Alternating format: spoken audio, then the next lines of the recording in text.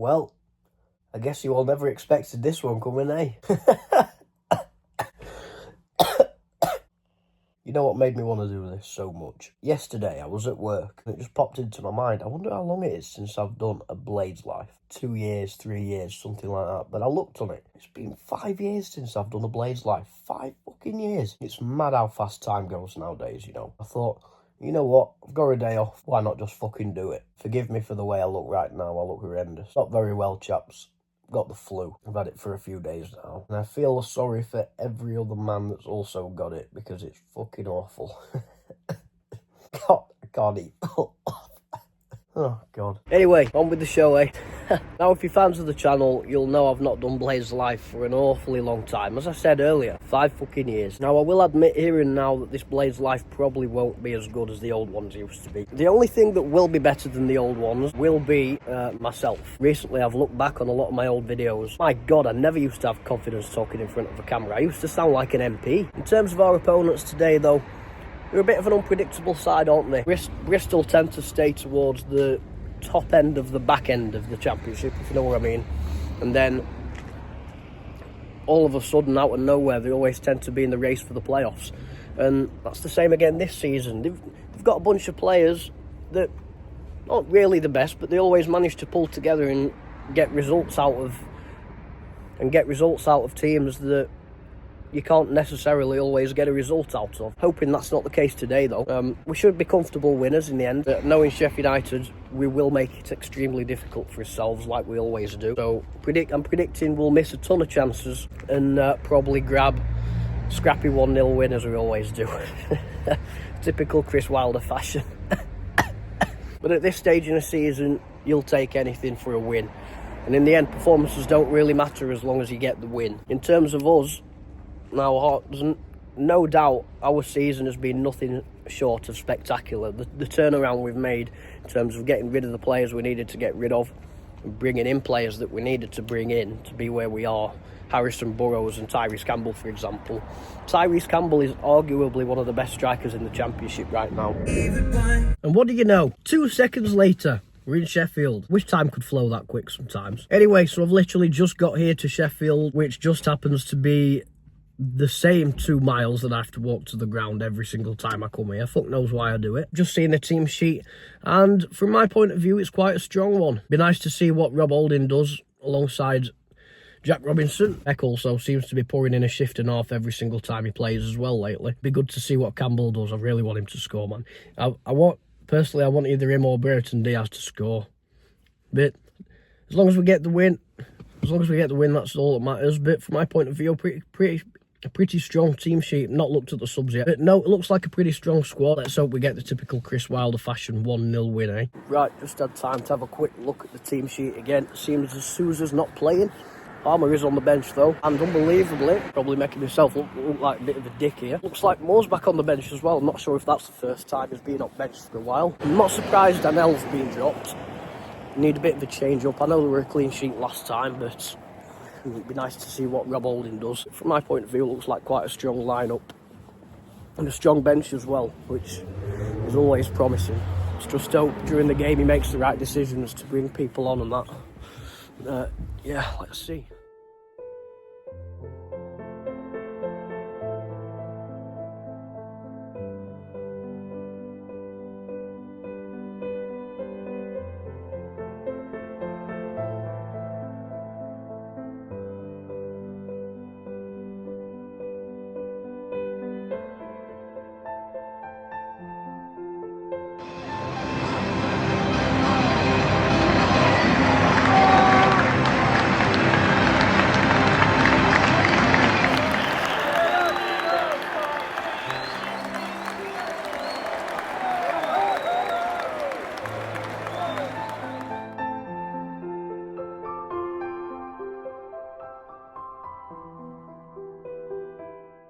Yeah,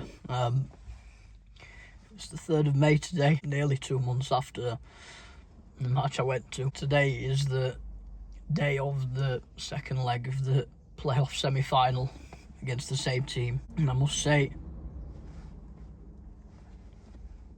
This is really bad. I think about what happened that day, that night at the match, all the fucking time. I'll be honest, it sends me to pieces. That's the first time I've ever had an anxiety attack or whatever it was. Just after I put the camera down in that footage, I felt my legs start to go. I felt weary, and I got to the ground, and I was just having a vape. And I just didn't know what were happening. I had loads of people trying to be there for me and everything. That just shows you, if it happens at one of your most favourite places in the world, if it happens at one of your most favourite places in the world, you know, you're just not safe anymore, do you know what I mean? Bramall Lane. It happened at my most favourite place in the world. And here I am, still, in absolute fucking bits again. Just life's changed for me so much. I'm just so sick to death of feeling shit. That video I made years ago about mental health and how I've come a long way. At that time I did come a long way. And I had come through an awful lot. And I had gone to the very top. But since then, that particular day in 2022, that changed everything. I left the best job in the world to go and help somebody that was very close to me. This is just a video to show those of you that suffer from mental health that you're not alone. Because if I end up going to the match today, somebody's given me a free ticket to go to the match today, and I'm blessed that that opportunity is being given to me.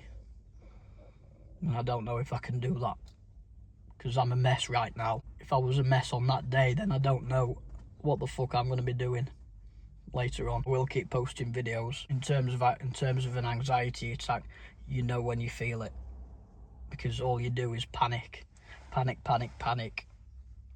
cry, and then when you try and open up about it later on, you just can't, because you just sit there in absolute tears. If you've got someone comforting you, for example, you'll just sit there and cry for hours on end and just not be able to remotely open up and say one word whatsoever. But anyway, we'll see how it goes later on. Hopefully we'll get a win, and hopefully we'll go through to Wembley. In terms of support and everything, I just want to say thank you to everyone who's reached out today, in particular all the Blade supporters that have reached out to me, that commented on my post earlier on.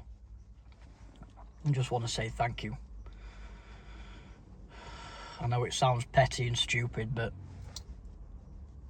and it might also look like I'm looking for sympathy. I'm just not. I'm just trying to raise awareness that people that suffer from this horrible phase of life that sadly exists in this part of the world is real and needs to be spoken about more, because it's destroyed me. And thank you to the guy that's given me the ticket. He really didn't have to. It means the world. To the couple of loved ones that I have, you three know who you are.